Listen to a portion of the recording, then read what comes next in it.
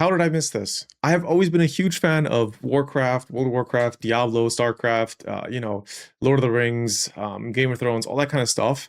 And I've just recently found Warhammer. Like, how have I missed this? Going through all my old stuff at my parents' place, I found this book, and it's a super old book. I think it's like early 2000s or late 1990 or something. Let me check. It's actually not that old. It's 2006, but I think 2006 was the first edition, right? Anyway, so this is it's still kind of old. And I wasn't aware that I had it, but found it in the boxes, got curious, started reading it, and now I bought a couple new ones. Like I bought the next parts in the series. I'm on book 3 right now, which is Galaxy in Flames by Ben Counter.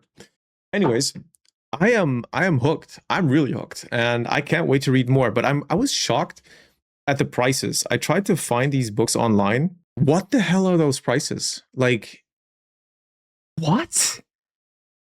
I looked at, I think it was volume 28, so the White Scars with Jagtai Khan or something, one of the Primarchs. I went through the list of all the Primarchs, and I think he looked and sounded like one of the coolest ones.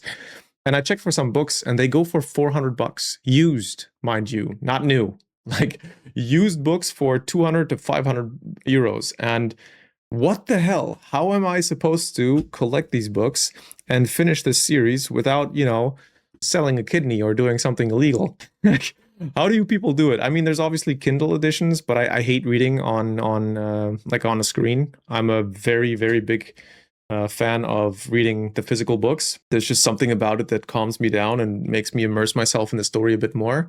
But yeah, long story short, what I came here to say, or like I actually wanted to review the books. So Horus Rising is what I read, and I read False Gods, which is volume 2 in the series, and I am currently reading Galaxy in Flames, like I said. I finished these 2 books, and I can highly recommend them. I think the lore and the world building is already fantastic, and I of course already know a little bit where it's going because I have heard and read about Warhammer 40k when I was a kid and back in the day. Like, I didn't read the books and I didn't fully explore the lore, but I always played some games or heard from friends what it's kind of about. That's why I'm so shocked that it went by me and I didn't dive deeper into it earlier. What I really like the most about these books, and they have it a lot, is like this theme of brotherhood and loyalty or betrayal, and there's just the story arcs, the character development, and the entire world building is fantastic. That's what makes it a 10 out of 10 for me.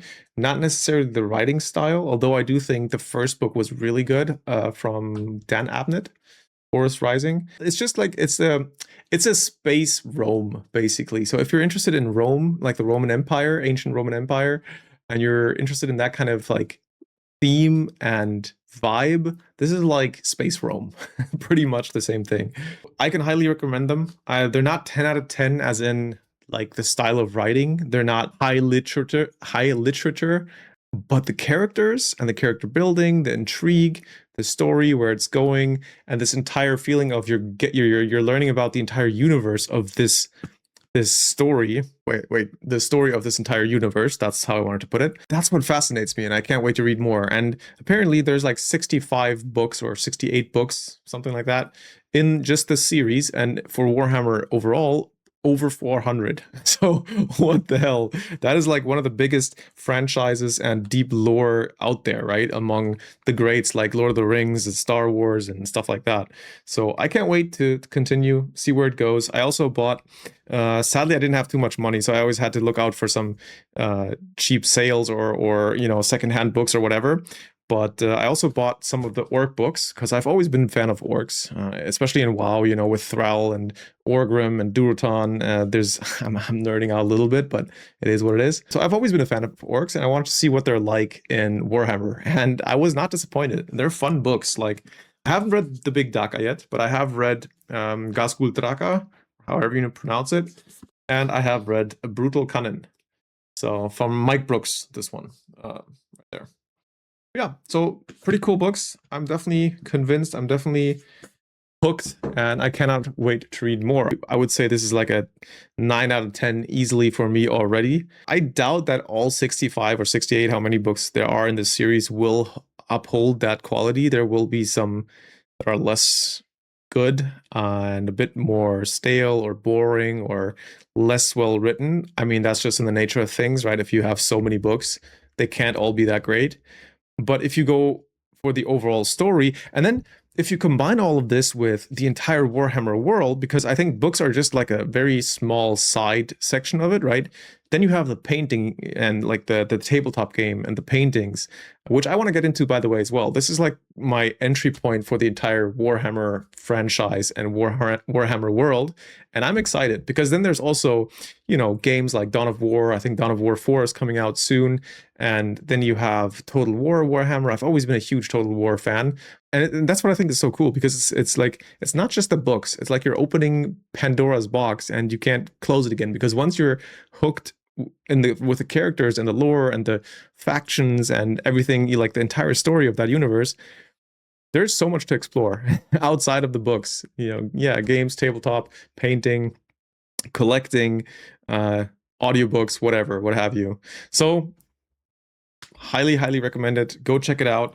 I think the first 3 or 4 books are on the cheap side. And when I say cheap, it's like I think 12 pounds or euros, something like that. And then those are the ones that are reprinted, I think. That's why they're cheaper. And then if you want to go deeper into the series, there's going to be some that are, yeah, I found some for like 500. I even saw one book for 1,000. Like one used paperback book for like 1,000 euros on Amazon. It's ridiculous.